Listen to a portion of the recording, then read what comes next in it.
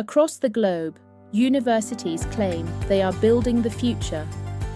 Some construct gleaming halls of glass and steel, boasting of sustainability. Others create something rarer, a campus that breathes, that learns, that heals.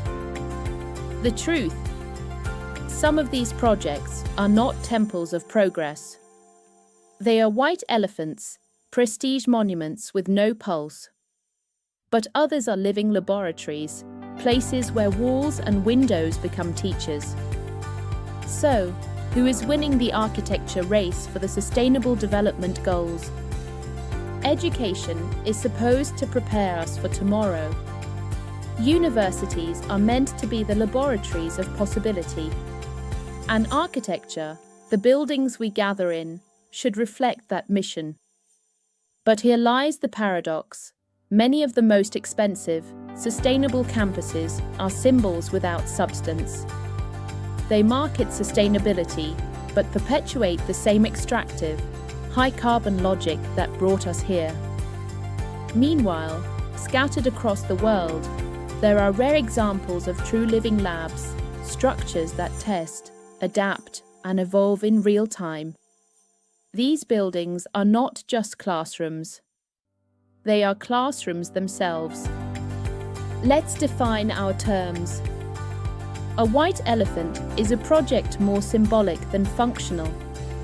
It drains resources, dazzles donors, but offers little real value to sustainability or community.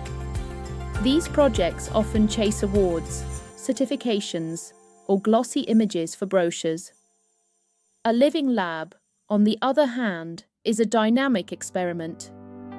It is a building designed to measure itself, to question itself, to improve continuously. It is open about its flaws. It generates knowledge, not just prestige. The SDG architecture race is not about who builds tallest. It is about who builds honestly. Cambridge thrives on intellectual prestige. Its Sustainable Design Group leads pioneering research, connecting architecture to the circular economy and material flows. Yet, much of its architectural showcase remains restrained, academic, more in papers than in stone. Cambridge leads in theory, but the physical campus often reflects history more than radical futures. It is a paradox, world-leading ideas, but still locked in centuries-old walls. The CIRS building is not just an example, it is a manifesto. It produces more energy than it consumes. It filters its own water. It uses salvaged materials. Most importantly, it shares its data with the world, inviting critique. This is architecture as pedagogy, aligning almost perfectly with EEQ, ethics of honesty, AIQ, digital transparency, and SSQ, social ecosystem design. CIRS is not a white elephant, it is a living forest in built form. Wrocław has positioned itself as an emerging hub in Central Europe for sustainable design. Their projects often focus on adaptive reuse, repurposing post-industrial sites into new centres of learning. This is critical in a region where history weighs heavy and resources must be stretched. Yet, challenges remain.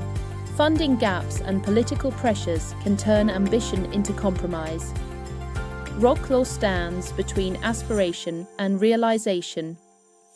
Carnegie Mellon's Remaking Cities Institute approaches urban sustainability at the systems level. It integrates robotics, AI, and community planning to envision resilient post-industrial futures. Their architecture is less about iconic buildings, more about processes, remaking neighborhoods, retrofitting infrastructure, linking tech with social equity.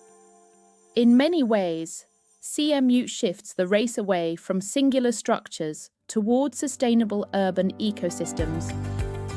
How do we compare these projects? Not just with metrics, but with the power matrix. EEQ, Ethical Empathy Quotient.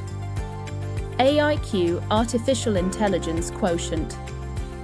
SSQ, Social Sustainability Quotient. Every building is a teacher. Some teach resilience, how to live within limits, how to give more than they take. Some teach arrogance, how to dominate skylines, how to mask exploitation with glass and green facades. The real curriculum of a campus is not only written in its libraries, but in the shadows of its walls. Side by side, UBC's Living Lab glowing with solar panels vs Cambridge's historic courts. Wroxall's adaptive reuse of industrial halls vs flashy new European Union-funded sustainability centres that sit half-empty. CMU's integration with Pittsburgh neighbourhoods vs isolated, iconic university towers elsewhere. Visuals reinforce the contrast, pulse versus prestige. The SDG architecture race is not about who can build bigger, shinier, or more expensive monuments. It is about who can build honestly. White elephants will always attract headlines. Living labs will quietly shape the future. So I ask you, which university should we dissect next? Should we look at Asia's green campuses, Africa's adaptive resilience, Latin America's social laboratories? Drop your nomination below, because this is not just about buildings. It's about the blueprint of our common future.